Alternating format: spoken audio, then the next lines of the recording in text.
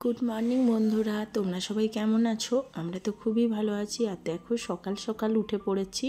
দিদি আর হাজব্যান্ড যাবে এই মুরগিগুলোকে নিয়ে কাটতে, আর ওদেরকে দেখে খুব মায়া হচ্ছিল।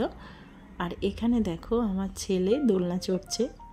আমরা সবাই খুব এনজয় করছিলাম, বিশেষ করে মুরগিগুলো যখন গাছ থেকে পাড়া হচ্ছিল, সেই লাগছিল। এবারে দিদি ওগুলোকে ব্যাগের মধ্যে ভরে নিচ্ছে। ওদিকে আমার হাজব্যান্ডও রেডি হয়ে গেছে। তাড়াতাড়ি না কেটে আনলে রান্নাবান্না করা যাবে না, আর আমরাও খেয়ে বেরোবো। মাঝখানে আর কিছু ভিডিও করতে পারিনি, ছেলেকে নিয়ে ব্যস্ত ছিলাম। আর দিদি যখনই ডেকেছে মাংস কষানো হয়ে গেছে, তোমরা চলে আসো, তো আমরা চলে এসেছি। আর আমার হাজব্যান্ড খেতে বসে গেছে, তাই আমি আর লোভ সামলাতে পারলাম না, আমিও বসে গেলাম।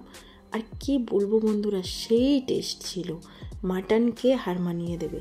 আমি তো ধরে বসেই ছিলাম যে দুটো মুরগি আনবো, কিন্তু কোথায় রাখবো? কলকাতাতে কোনো জায়গা নেই, ওরা যেভাবে কাছে থাকবে। ফাইনালি আমাদের কলকাতা ব্যাক করার পালা। আসার সময় দিদি দেখো হাতে কতগুলো গাঁদা ফুলের চারা দিয়েছে, আর মাঝখানে কুকুরটাকে দেখো, ওকে দেখে সবাই আমরা হাসছিলাম। আসার সময় খুব মন খারাপ করছিল, সবাইকে ছেড়ে আসছি।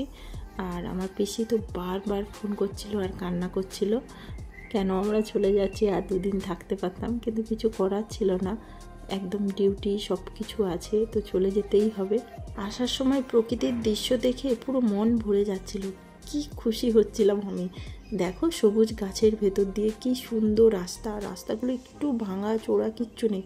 বলতে বলতে আমরা বাড়ি পৌঁছে গেছি। এখানে তোমাদেরকে দেখাবো দিদি আর পিসির বাড়ি থেকে কি আনলাম। এখানে 2 প্যাকেটের চাল এনেছি, এখানে হচ্ছে আলুর চিপস, এখানে ভাজা আর কাঁচা বাদাম, এখানে হচ্ছে সব রকম গুঁড়ো দিয়ে ছাতু, আর এখানে হচ্ছে ঘানি ফোলার তেল ছেলের জন্য এনেছি, নারকেল। শক্তিগড় থেকে ল্যাংচা নিয়েছিলাম।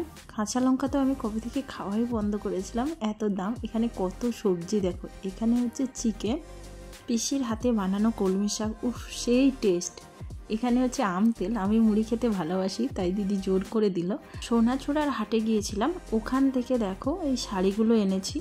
এগুলোর দাম কিন্তু অনেক বলেছিল, তো যা বলেছিল তার থেকে আমি হাফ দাম বলে নিয়ে এসেছি।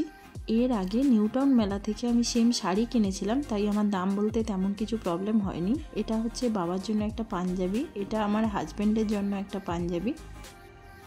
এই জিনিসগুলো তো দেখাতে ভুলেই গেছি। এখানে দেখো দিয়েছে দিদি আর পিসি নিজের হাতে বানানো কাঁথা, ছেলের জামা কাপড়, 2 শাড়ি। ওকে বন্ধুরা, কেমন লেগেছে ভিডিওটা অবশ্যই কমেন্ট করে জানাবে।